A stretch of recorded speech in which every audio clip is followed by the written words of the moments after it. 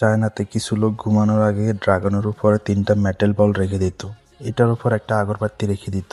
এরপর যখন আগরবাতিতে আগুন জ্বালাতো সেটা জ্বলতে জ্বলতে রশি পর্যন্ত পৌঁছাতো। এরপরে রশিটা আস্তে আস্তে জ্বলতে জ্বলতে যখন ছিঁড়ে যেত তখন মেটাল বলগুলো স্টিলের উপর পড়লে একটা আওয়াজ হতো। চীনের লোকেরা দিন দিন এত উন্নত হয়ে যাচ্ছে, তাদের এইসব কাজ দেখলে মানুষ অবাক হয়ে যাবে। চীনের মানুষ এখন মাছ ধরার জন্য হাই ভোল্টেজের একটা ছোট বোট ব্যবহার করতেছে। এই বোটের সাথে মাছ ধরার জন্য একটা জাল লাগানো থাকে। রিমোটের সাহায্যে বোটটাকে পানিতে ছেড়ে দেওয়া হয়, 2-3 ঘন্টা পরে আবার নিয়ে আসা হয়, তাতে অনেক মাছ ধরা পড়ে।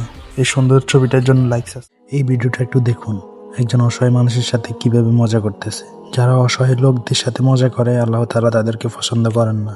আল্লাহ তাআলা এদেরকে হেদায়েত নসিব করুক, আমিন। ভিডিওটা ভালো লাগলে অবশ্যই শেয়ার করে দিবেন। যারা কাদার মধ্যে বাইক রেসিং করে তাদের হেলমেট আমাদের মতো হয় না, যাতে একটা ফিতা লাগানো থাকে, টানলেই তারা পরিষ্কার হয়ে যায়। আগের দিনে রেসারদের নিজের হাত দিয়ে হেলমেট পরিষ্কার করা লাগতো, সেটা অনেক ঝুঁকিপূর্ণ ছিল। এই ভিডিওটা পুরো মন দিয়ে দেখেন।